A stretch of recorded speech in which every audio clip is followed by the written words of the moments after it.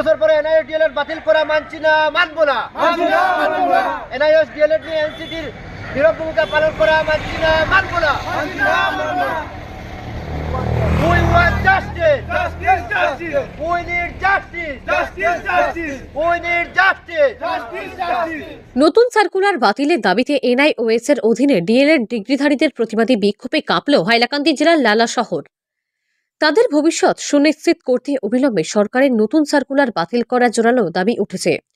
অন্যথায় গণতান্ত্রিক পদ্ধতিতে বৃহত্তর আন্দোলন গড়ে তোলা সহ আত্মহত্যার হুমকি দিয়েছেন ডিএলএড প্রশিক্ষণ প্রাপ্তরা। 2017 ইংরেজিতে ভারত সরকারের বিজ্ঞাপনের উপর ভিত্তি করে হাজার হাজার টাকা খরচ করে এনআইওএস এর অধীনে 2 বছরের ডিএলএড কোর্স পাশ করে চাকরির অপেক্ষায় ছিলেন রাজ্যের লক্ষ লক্ষ ডিএলএড ডিগ্রিধারীরা। কিন্তু গত 1 জানুয়ারি আচমকা সরকারের তরফ থেকে এক সার্কুলার জারি করে ডিএলএড ডিগ্রিধারীদের রীতিমতো বেকায়দায় ফেলে দেওয়া হয়েছে।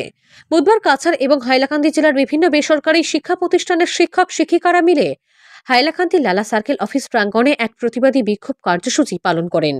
অবিলম্বে সরকারের সিদ্ধান্তকে পুনর্বিবেচনা করার জোরালো দাবি জানিয়ে মুখ্যমন্ত্রী হিমন্ত বিশ্ব শর্মার উদ্দেশ্যে সার্কেল অফিসের বড়বাবুর কাছে একখানা স্মারকলিপি প্রদান করেন তারা। এদিনের প্রতিবাদী বিক্ষোভে সামিল ছিলেন গোপাল দাস, শাকিলা আক্তার, দেলোয়ার হোসেন, আজাদ খান, সুলতান লস্কর, রাজন দাস, শুকুর আহমেদ, আবু সাইদ মজুমদার, আবু সুফিয়ান বড়ভুইয়া, জাকারিয়া আহমেদ প্রমুখ। এছাড়াও তাদের প্রতিবাদে সমর্থন জানিয়ে সম্পূর্ণ সহযোগিতা করেন এনএসইউআই এর রাজ্যিক সম্পাদক মজমুল ইসলাম লস্কর। তারা জানান, শিক্ষক নিযুক্তি প্রক্রিয়ায় এনআইওএস এর অধীন ডিএলএড ডিগ্রিধারীদের সুযোগ না দিলে আগামীকাল থেকে দফায় দফায় আন্দোলন শুরু হবে সব জানিয়ে দেন তারা। হাইলাকান্দি থেকে মোস্তফা আহমেদ মজুমদারের রিপোর্ট, আরিয়ান টিভি। ডিপ্লোমা কোর্সটা হয়েছিল সেটা 2 ইয়ার্সের ছিল, যেমন কি আমি আমাদের মার্কশিটটা আপনাদেরকে শো করছি। এখানে মার্কশিটে অলরেডি লেখা আছে ফার্স্ট ইয়ার সেকেন্ড ইয়ার। তো এখন এটা 18 মান্থ কিভাবে হলো? আমার কোয়েশ্চেন এটাই গভর্নমেন্টের কাছে, যে এতদিন আমাদেরকে কিছু বলেনি, জাস্ট এখন আমরা যে সময় অ্যাপ্লাইটা করব তখনই গভর্নমেন্ট এসে আমাদেরকে বলছে যে আমি অ্যাপ্লাই করতে পারবো না। এটা কোন ধরনের আমাদের প্রতি ন্যায় হলো? আর যে জায়গায় আমাদের যে প্রধানমন্ত্রী আছে ওনার কথাই আমরা করেছি, নাকি আমরা আমাদের ইচ্ছায় করেছি? গভর্নমেন্ট বলেছে তাই আমরা করেছি। তো আমার এটাই রিকোয়েস্ট আমাদের সিএম এর কাছে যে আমাদেরকে অ্যাপ্লাইয়ের সুযোগ করে দেওয়া হোক, না হলে আমরা তো আমাদের এইভাবে এখন সিচুয়েশন যে আমরা এটাকে আন্দোলন চালিয়ে যাব। ইভেন কি যদি লাগে যে আমরা সারাদিন রাত্রে এখানে বসেও থাকতে পারি, কোনো অসুবিধা নেই, কারণ আমাদের লাইফ এখন পুরো ব্লাইন্ড হয়ে গেছে। আর এখন আমাদের সুসাইডের কন্ডিশন পুরো, কারণ হাজার হাজার যে ছাত্রছাত্রীরা পুরো ডিপ্রেশনে যাচ্ছে। আর গভর্নমেন্ট, আমি আশা করি এই জিনিসটা যে গভর্নমেন্ট এটা চাইবে না যে আমাদের যে ফিউচার জেনারেশন, আমরা তো কি টিচার হবো, তো টিচার কি জাতির মেরুদণ্ড, তো জাতির মেরুদণ্ড কোনোদিন তো ওইটা হবে না যে ডিপ্রেশনে চলে যাবে। তো আমি গভর্নমেন্টের কাছে এটাই অনুরোধ করছি যে আমাদেরকে অ্যাপ্লাই সুযোগ করে দেওয়া হোক। 50,000 নিয়ার অ্যাবাউট 50,000। তার সঙ্গে আমাদের আরেকটা কথা, 2017 এবং 2021 ইংরেজি যখন এনআইএস থেকে যখন সুযোগ দেওয়া হয়েছিল তখন বরাকবেলি থেকে প্রায় 500-এর অধিক শিক্ষকতা করছেন এনআইএস ডিএলএড এ। তারা যদি বৈধ হয় তাহলে আমরা কেন বৈধ হব? ওরা যদি চাকরি করতে পারে, ওদের সার্টিফিকেট যদি ভ্যালিড, তাহলে আমাদের সার্টিফিকেট কেন ভ্যালিড নয়? চাকরি করছে, চাকরি করার পরে এখন পার্মানেন্ট হচ্ছে, ওদেরটা ভ্যালিড দেয়া, তাহলে আমরা কেন ভ্যালিড হবো না? তাহলে গভর্নমেন্টের কাছে আমাদেরকে এটাই অনুরোধ যে আমাদেরকে একটা ব্রিজ কোর্স করানো হোক 6 মাসের জন্য, দেন আমরা আমাদের ফিউচারটাও চালিয়ে যেতে পারবো, প্লাস গভর্নমেন্টের জন্য ভালো হবে। আর এইভাবে যে অল ইন্ডিয়াতে টোটাল 14 লাখ স্টুডেন্টস আছে, এভাবে যে একটা মানুষের ফিউচার নষ্ট করে গভর্নমেন্টেরও কোনো লাভ হবে না। এখন কি এটা হবে নাকি কি আমাদের গভর্নমেন্টের উপর আমরা বিশ্বাস করবো না? যে নরেন্দ্র মোদী যে পুরো দেশ চালাচ্ছেন ওনার উপর কি আমরা বিশ্বাস করবো না? এখন ওনার কথাই তো আমরা জিনিসটা করেছি। আমি একটাই কথা বলতে চাই, 2017 সালে যখন আমাদের ডিএলএড প্রক্রিয়া শুরু হয়েছিল তখন এখানে ট্রেনিংয়ে বলা হয়েছে 18 মাস বা 24 মাস, সেটা তো আমরা জানি না। আমাদেরকে যদি বলা হতো তখন 36 মাসের কোর্স হবে তো আমরা করতাম। এখানে আমাদের কি দোষ? 18 মাসের কোর্স হোক আর 24 মাসের কোর্স হোক, এটা গভর্নমেন্টের ব্যাপার, এনসিটি এর ব্যাপার বা মানব সম্পদ উন্নয়ন যে আমাদের মন্ত্রণালয় আছে কেন্দ্র সরকারের সেই ডিপার্টমেন্টের ব্যাপার। ওরা যদি আমাকে 30 মাসও বলতো আমরা করতে বাধ্য ছিলাম, কিন্তু আমাদেরকে 18 মাস বলে সার্টিফিকেট দিয়ে এখন আবার এটাকে অবৈধ বলা হচ্ছে।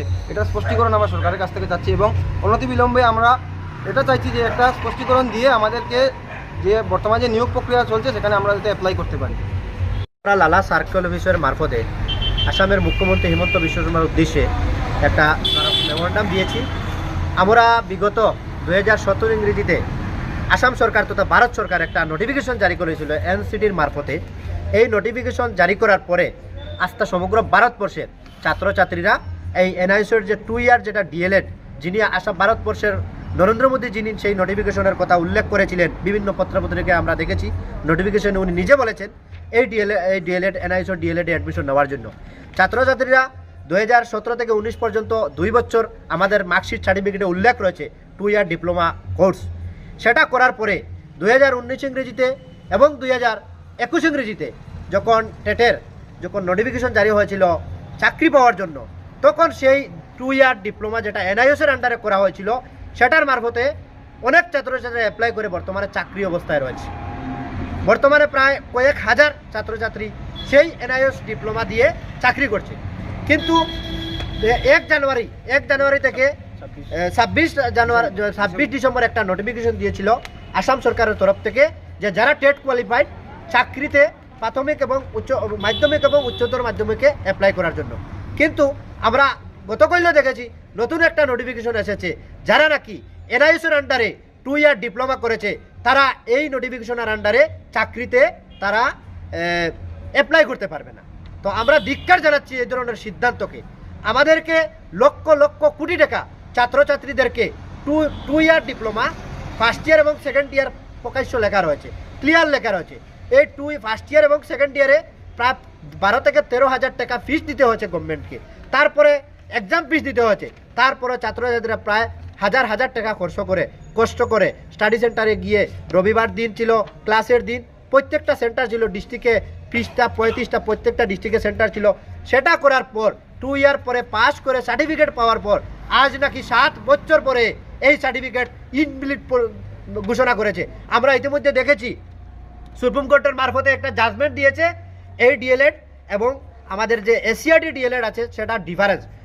সুপ্রিম কোর্ট বলেনি সেটা ইনভ্যালিড, সে বলেছে সেটা 18 মাসের এবং সেটা 24 মাসের। কিন্তু আমাদের ভারতবর্ষের নরেন্দ্র মোদী যে নোটিফিকেশনে যে মন্তব্য করেছেন সেই মন্তব্য থেকে পরিষ্কার সেটা 2 ইয়ার ডিপ্লোমা। তা আমরা বাধ্য হয়ে আজকে আন্দোলন আজ থেকে লালা থেকে এই লালা রাজস্ব চক্র থেকে আমাদের প্রতিবাদ শুরু করেছি। আমাদের যে লক্ষ লক্ষ ছাত্রছাত্রী আজকে লাইফ কি হবে? আজকে 7 বছর অপেক্ষা করে যদি চাকরিতে যদি আবেদন করতে না পারে তাহলে আমাদের আসাম গভর্নমেন্টের নোটিফিকেশন দিয়ে কি হবে?